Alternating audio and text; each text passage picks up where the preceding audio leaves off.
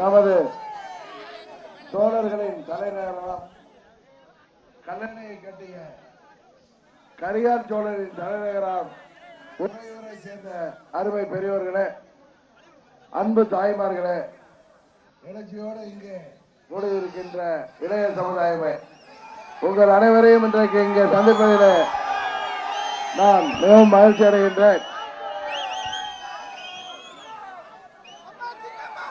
நமது அம்மா மக்கள் முன்னேற்ற கழகத்தின் வெற்றி வேட்பாளர் அருமை சகோதரி சாருபாலா தொண்டைமான் அவர்களை நமது வெற்றி சின்னமாகிய பரிசுப்பட்டு சின்னத்திலே பரிசுப்பட்டகம் சின்னத்திலே வாக்களித்திருங்கள், மாபெரும் வெற்றி பெற செய்ய வேண்டும் என்ற இந்த நேரத்திலே உங்களை கேட்டுக் கொள்கின்றேன். அருமை சகோதரி சாருபாலா தொண்டைமான் அவர்கள் நமது திருச்சியின் மேயராக 2 முறை இருந்தவர். அதன் கடனிலே தத்தளித்த அந்த மாநகராட்சியை அதன் நிதி ஆதாரத்தை 40 கோடி ரூபாய் உயர்த்தி தந்தவர். பல்வேறு திட்டங்களை பேப்பருங்கப்பா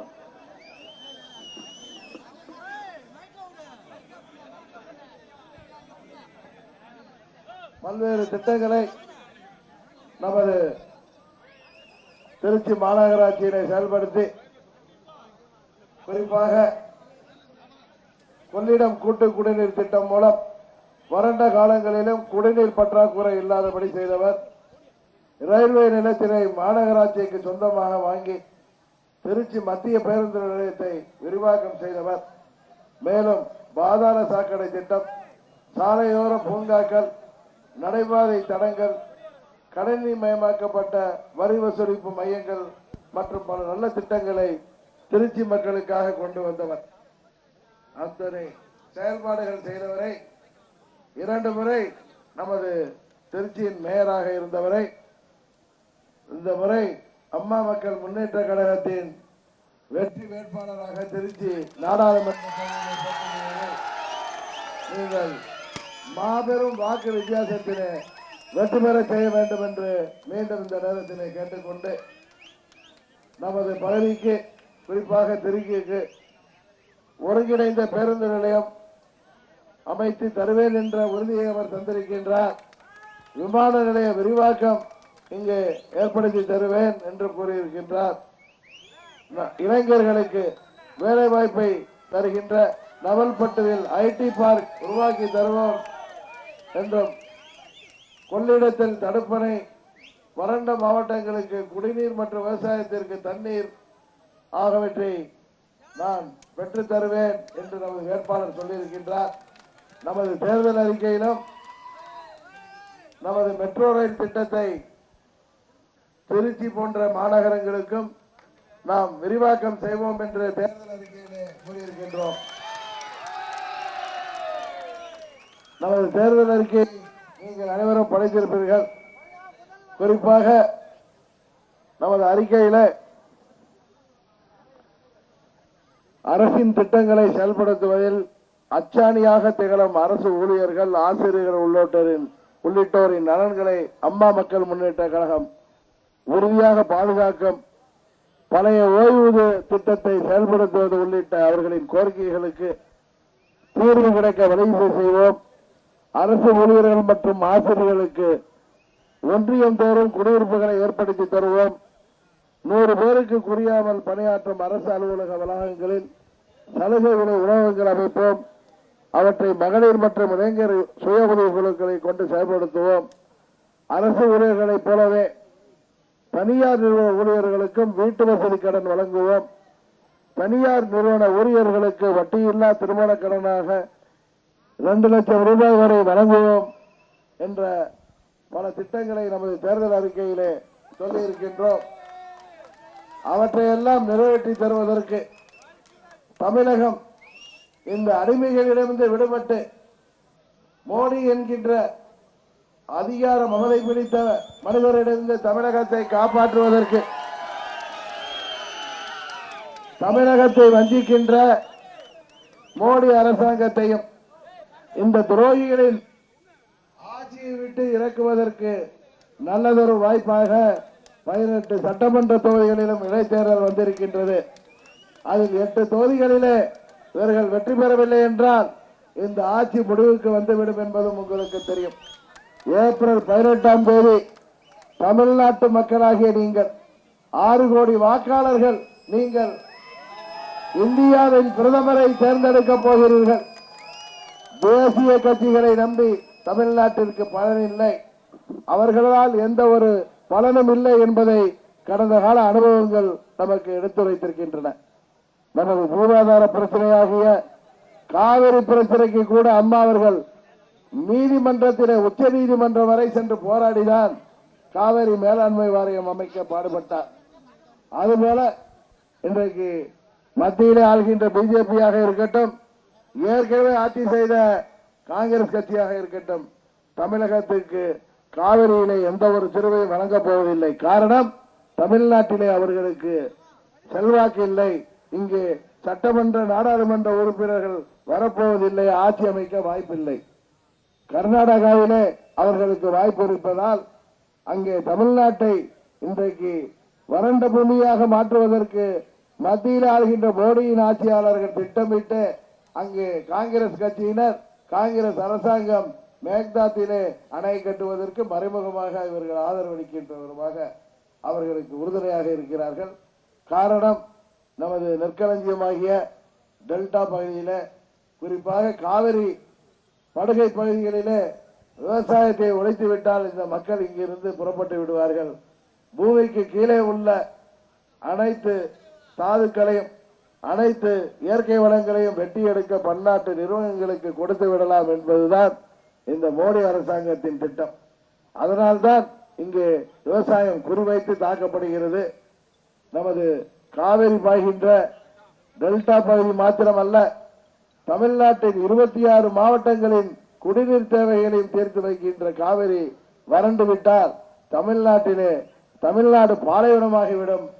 நமது தமிழ்நாடு சோமாலியா போல் மாற்றுவதற்குத்தான் இந்த மத்திய ஆட்சியாளர்கள் திட்டமிடுகிறார்கள். காரணம், தமிழ்நாட்டு மக்கள் காங்கிரஸ் கட்சியும் பாரதிய ஜனதா கட்சியும் ஏற்றுக்கொள்ளவில்லை. கடந்த 2014 தேர்தலில் கூட அவர்கள் மோடி பல மாநிலங்களிலே மக்களுக்கு பல்வேறு வாக்குறுதிகளை எடுத்து சொன்னார். இளைஞர்களுக்கு ஆண்டுக்கு 2 கோடி பேருக்கு வேலை வாய்ப்பை தருவேன் என்றார். இதுவரை மொத்தமாக 10 கோடி பேருக்கு வேலை வாய்ப்பை தந்திருக்க வேண்டிய இடத்திலே 1 கோடி பேருக்காவது வேலை வாய்ப்பை கொடுத்திருப்பாரா? அதுபோல கருப்பு பணத்தை ஒழித்து ஒவ்வொருவர் வங்கி கணக்கிலும் 15 லட்சம் ரூபாய் பணம் போடுவேன் என்றார். அதுபோல இங்கே 500 ரூபாய் 1000 ரூபாய் நோட்டை எல்லாம் ஒழித்து கருப்பு பணத்தை ஒழித்து விட்டேன் என்று தமிழ்நாட்டிலே பணம் இல்லாமலே, இந்தியாவிலே பணம் இல்லாமலே செய்துவிட்டார்கள். அதுபோல ஜிஎஸ்டி வரி விதிப்பு முறையால் அம்மா அவர்கள் அதை தடுத்தும் அம்மா அவர்கள் ஆஸ்பத்திரியிலே அனுமதிக்கப்பட்ட பிறகு அதை கொண்டு வந்தார்கள். இன்றைக்கு தொழில்கள் பாதிக்கப்பட்டு விட்டது, விலைவாசி உயர்வால் மக்கள் பாதிக்கப்பட்டிருக்கிறார்கள், வியாபாரிகள் பாதிக்கப்பட்டிருக்கிறார்கள், சிறு குறு தொழிலாளர்கள் இன்றைக்கு தொழிற்சாலைகள் மூடப்பட்டு விட்டன. அதாவது மைக்ரோ மற்றும் அனைத்து தொழிற்சாலைகளும் இன்றைக்கு மூடப்பட்டிருக்கின்றன. அதனால் 6 லட்சம் பேர் வேலை இல்லாமல் இருக்கிறார்கள். 6 லட்சம் குடும்பங்கள் இன்றைக்கு நடுரோட்டிலே நிற்கின்றன. தமிழ்நாட்டு மாத்திரமல்ல, இந்தியாவில் தொழில் வளர்ச்சி பெருகுவதற்கு பதில் தொழில் வளர்ச்சி கீழ் நோக்கி சென்று கொண்டிருக்கிறது. நமது அனைத்து துறைகளிலும் பின்தங்கி இருக்கிறோம். காரணம், மோடி என்ற தனி மனிதரின் அகம்பாவத்தால் இன்றைக்கு தமிழ்நாட்டை எப்படியாவது பிடித்து விட வேண்டும் என்பதற்காக ஆட்சி அதிகாரத்தை துஷ்பிரயோகம் செய்து இந்த அடிமைகளை கையில எடுத்து விட்டார். ஆனால் அம்மாவின் உண்மையான தொண்டர்களாகிய, உண்மையான பிள்ளைகளாகிய நாம் மோடிக்கல்ல யாருக்கும் அடிபணிய மாட்டோம். அம்மாவின் தொண்டர்களுக்கும் தமிழ்நாட்டு மக்களுக்கும் தான் நாங்கள் தலை வணங்குவோமே தவிர வேறு ஆட்சி அதிகாரத்தை கண்டு அஞ்சுபவர்கள் அல்ல நாங்கள் என்பதை கடந்த 1.5 ஆண்டுகளாக உங்களை எதிர்த்து நாங்கள் போராடி வருகிறோம்.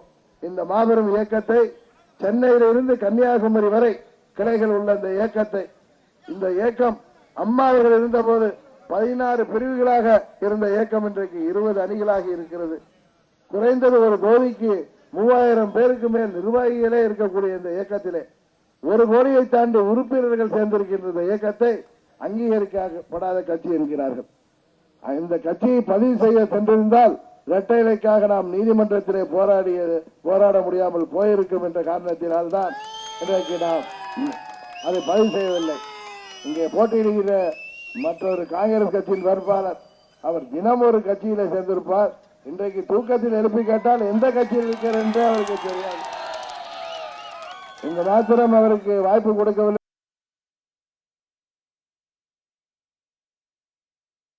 கடைசியாக அவர் போக வேண்டிய இடம் திராவிடர் கழகம் தான். கடைசியா வயசு இப்ப அவரே சொல்றாரு 70 வயசு ஆயிட்டு.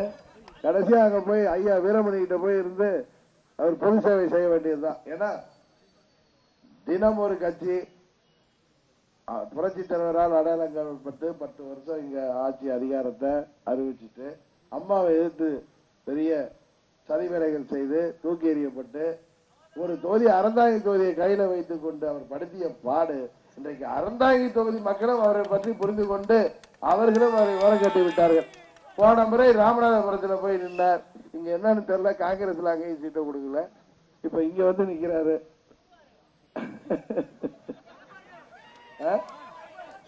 ஆமா ஆமா வயசாயிட்டுல பாவா தூங்கதான் செய்வார். அதெல்லாம் நம்ம சொல்லக்கூடாது.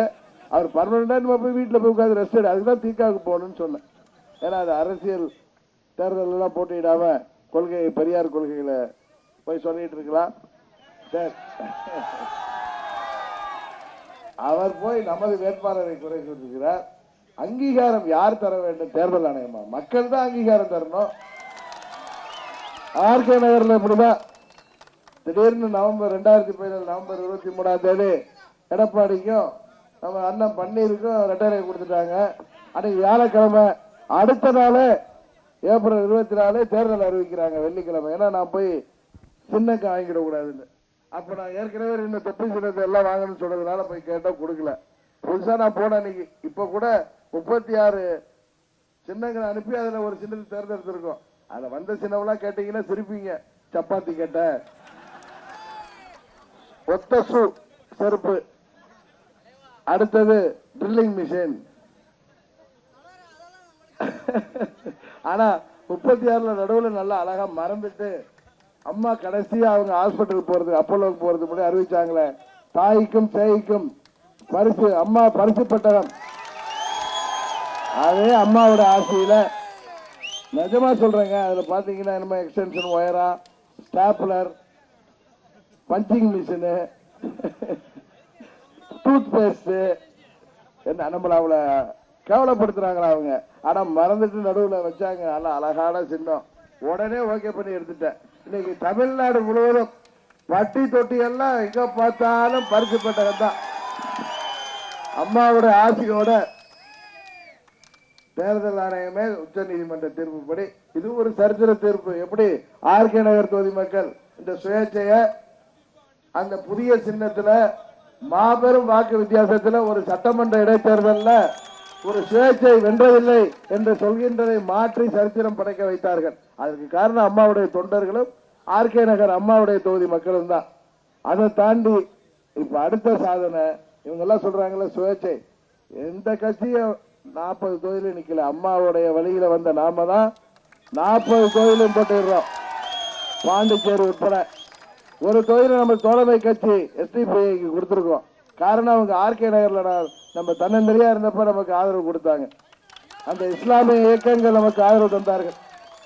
அதனாலதான் திமுக அன்னைக்கு பயந்துகிட்டு நாங்க பிரைம் மினிஸ்டர் வேட்பாளர் வச்சிருக்கோம்ல கதை விடுறாரு. ஏன்னா சிறுபான்மை ஓட்டு அவங்கள விட்டு போயிட்டு அடுத்து வர அந்த அண்ணனுக்கு வர அடுத்தது. இப்ப உங்கள் ஆதரவோடு இந்த 59 40 சுயேட்சைகளும் வெற்றி பெற்றுதான் தமிழ்நாட்டு மக்களின் பிரதிநிதிகளாக தமிழ்நாட்டில் உள்ள 39 வேட்பாளர்கள் இந்த பரிசு பெட்டகத்தில் வெற்றி பெற போறவங்க தான் இந்தியாவின் பிரதமரை தீர்மானிச்சாங்க. சுயேட்சைகள் சேர்ந்து ஒரு பிரதமரை தீர்மானித்தார்கள் என்ற சரித்திர சாதனை நீங்கள் ஏற்படுத்தி தர வேண்டும். யாருக்கும் அடிபணியாமல், யாருக்கும் அஞ்சாமல் தமிழ்நாட்டு திட்டங்களை நிறைவேற்றி தர நாம் நல்ல ஒரு பிரதமரை தேர்ந்தெடுக்க, மதச்சார்பற்ற ஒருவரை தேர்ந்தெடுக்க நீங்கள் பரிசு பெட்டகம் சின்னத்திலே வாக்களிக்க வேண்டும். தேசிய கட்சியை காமிச்சு திமுக உங்களை எல்லாம் ஏமாத்த பார்ப்பாங்க. ஏற்கனவே 2011 அவங்களை ஓரம் கட்டிட்டீங்க. 14ல ஏற்கனவே டெல்லியில 15 வருஷம் மந்திரியா இருந்து என்ன செஞ்சீங்கப்பான்னு சொல்லி ஒரு எம்பி கூட கொடுக்கல. 16லயும் தோக்கடிச்சீங்க. ஆர்கே நகர்ல நம்ம ஓட்டு புரிஞ்சிருமா, அவங்க ஜெயிப்போம்னு நினைச்சாங்க. அங்க அவங்க ஓட்டே காண போயிட்டு டெபாசிட் காலி ஆயிட்டு. 70 வருஷ கட்சி சின்னம் கொடுத்து 10 நாள்ல காலி. அதனால சின்னம் என்பதெல்லாம் இப்ப முக்கியம் கிடையாது, மக்களோட எண்ணம் தான். ஏன்னா இப்ப தொலைக்காட்சியில் வந்துட்டு அடுப்படி வரைக்கும் டிவி இருக்கு. எல்லா படித்தவர்கள் படிக்காத எல்லாருக்கும் காது கேட்கும், எல்லாருக்கும் கண்ணு பார்க்கும், தமிழ் தெரியும். டிவியில வர்ற சின்னங்கள் இன்னைக்கு சொல்றாங்க, நம்ம சின்னம் அன்னைக்கு முதல் நாள் ட்ரெண்டிங் ஆயிட்டா இந்தியா லெவல்ல. பரிசு பெட்டாங்க சின்னம். இன்னைக்கு வட்டி தொட்டி எல்லாம் நம்ம கட்சி நிர்வாகிகள் கொண்டு சேர்த்துக்கிட்டு இருக்காங்க. அதை அதனால மாபெரும் வெற்றி பெற போகின்ற அம்மா கொடுத்த பரிசு பெட்டகம் சின்னத்தில நாம் மாபெரும் வெற்றி பெற போகிறோம். அதனால்தான் பயந்து கொண்டு எதிரிகளும் துரோகிகளும் இந்த பெரிய போர் படைக்கு, இந்த வெற்றி பெற போகின்ற கரிகால் சோழனின் படைக்கு ஆயுதம் இல்லாமல் செய்யலாம் என்று பார்த்தார்கள். ஆனால் உச்ச நீதிமன்றம் நமக்கு சரியான ஒரு ஜனநாயக ஆயுதத்தை கொடுத்திருக்கின்றது, பரிசு பெட்டகம். தமிழ்நாட்டை நலனை மீட்டெடுக்கவும், தமிழர் வாழ்வு மலரவும், தமிழ்நாட்டிற்கு தேவையான திட்டங்களை பெற்றுத்தரவும், நமது விவசாயத்தை பாதுகாக்கவும், இளைஞர்களுக்கு வேலைவாய்ப்பை உருவாக்கி தரவும், விவசாயிகள், விவசாய தொழிலாளர்கள், அமைப்பு சாரா தொழிலாளர்கள், நெசவாளர்கள், வியாபாரிகள், அரசு ஊழியர்கள், ஆசிரியர்கள், மாணவர்கள் மற்றும் மீனவர்கள் என அனைத்து பிரிவினரும் நிம்மதியாக வாழ புதிய தொழில்களை தொடங்கிட, ஏற்கனவே இந்த ஜிஎஸ்டியால் பாதிக்கப்பட்ட தொழில்களை மீண்டும் தொடங்க, தமிழ்நாட்டு மக்களுக்கு வேலைவாய்ப்பை உருவாக்கி தர நீங்கள் ஆதரவளிக்க வேண்டிய சின்னம் பரிசு பெட்டகம். உங்களது வேட்பாளர் அருமை சகோதரி சாருபாலா தொண்டைமான் என்று கூறி இங்கே வருகை புரிந்திருக்கின்ற நமது கழகத்தின் நிர்வாகிகளுக்கும் தொண்டர்களுக்கும் மற்றும் கூட்டணி கட்சியாகிய எஸ்டிபியை சேர்ந்த நிர்வாகிகளுக்கும் தமிழக ஜனநாயக கட்சியை சேர்ந்த நிர்வாகிகளுக்கும் இந்த இனிய நிகழ்ச்சிக்கு ஏற்பாடு செய்த கழகத்தின் நிர்வாகிகளுக்கும் இங்கே வருகை புரிந்திருக்கின்ற பெரியோர்களுக்கும் தாய்மார்களுக்கும் இளைய சமுதாயத்திற்கும் எனது நன்றியை கூறி விடைபெறுகின்றேன். உங்களது சின்னம் பரிசு பெட்டகம், உங்களது சின்னம் பரிசு பெட்டகம், உங்களது சின்னம் பரிசு பெட்டகம், வெற்றி சின்னம் பரிசு பெட்டகம். வெற்றி வேட்பாளர் அருமை சகோதரி சாருபாலா தொண்டைமான் என்று சொல்லி விடைபெறுகிறேன்.